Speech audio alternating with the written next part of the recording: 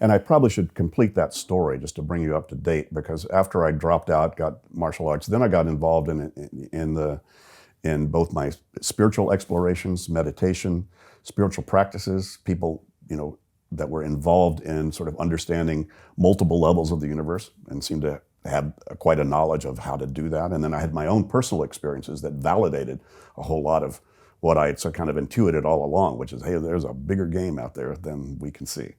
And it's in all of us. We're all engaged in it, but you don't have to wait to die to find out what it is. What was that experience? Was this? Oh, I had many of them, but they were an awful lot about sort of letting myself kind of go out of the body and be and see things in another way from a whole different perspective, it was not drug related. It was really just more the ability to be able to do that. And a lot of it kind of happened, not that I was that conscious of it. I had a great spiritual coach, really, a guy named John Roger, that I worked with. I explored a lot of different people and a lot of what they were doing, tried a whole lot of different things, ran across John Roger, and this guy seemed to have gone down the path that I was on, but a lot further than I had gone. But he was the kind of guy that's, you meet people like that. The way he talks, he doesn't really care if anybody believes him or not. He just knows the truth of what he was doing. And I sort of very much resonated with him. I said, I want to hang out with this guy and see what he learns until I sort of run through all that, and then I'll go find something else. And I never ran through all that after 45 years. Wow. He died about 5 years ago. Wow. So that was the basis of my spiritual work and practices. And essentially, as I got involved in that, my inner life got richer, my outer life kind of slowed down. I experimented with a lot of different drugs. They put me away in a mental institution for a short period of time because I demonstrated aberrated behavior. We almost lost you to that. So just real quickly to interject, last year I ran my first Ironman race, and I had to go to New York City to train for it. And in the process of making the movie, I started talking about my heroin overdose from 2001 when I was in New York City. And I had that in the notes for our last interview, but I hadn't actually ever told anyone about it, including my wife, until last year. And so, and it's been interesting for people to say, wow, I never thought that would happen to you, Brian, because you seem to be the guy that doesn't happen to.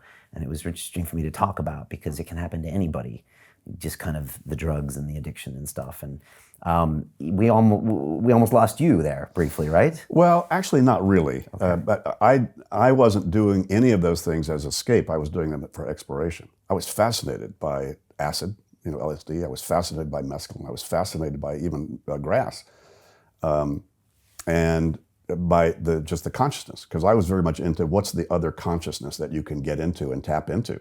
So it was those days. We're talking the '60s, so that was that was just kind of like, well, so who wasn't doing anything like that?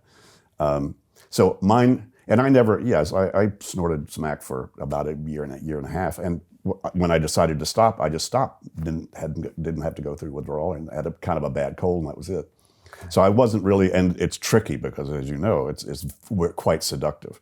Yeah, quite seductive. Funny because no game. matter how bad you feel, it makes you feel good, right? And that's why this opioid thing is so I don't know if it's scary, but it's certainly it's quite understandable why a whole lot of people get wound up involved in all that. Yeah. But so all those things actually added to a lot of different experiences that I had, and so I wouldn't give any of them up because I wound up getting where I am now through all those things, rungs of the ladder in a way. And the psychedelics were a big part of it as well. Well, they just kind of fried my nervous system, so I wasn't able to monitor things quite so well, and so I went through a period where I was hearing voices, I was seeing things that were showing up, and from my experience and other things, they were not necessarily unreal. And I started to get kind of mad at the world because I could see, I was in a way so psychically, tuned, I could tell what was going on in people's heads, just being around them and feel what they were feeling. And that was not that fun to be able to do that. But I also saw people, that were doing really weird things and whatever. And I started to call people on it, and they got mad and angry, and I got angry at them for not believing me. And so I just kind of got pissed off at the world and pushed up against it. And at some point, people saw I was doing kind of strange things, so they wound up putting me away. Wow. So, but I never actually, and even then, and by the way, I escaped. I said, I don't need to be here. And so I actually jumped over the wall and hitchhiked back to Berkeley. Then they went and caught me again and put me back in maximum security. That was not fun. So then I decided, instead of railing against the world, I think I will cooperate with it. So I tell people now, I'm not any less crazy. You're just looking at a high state of cooperation.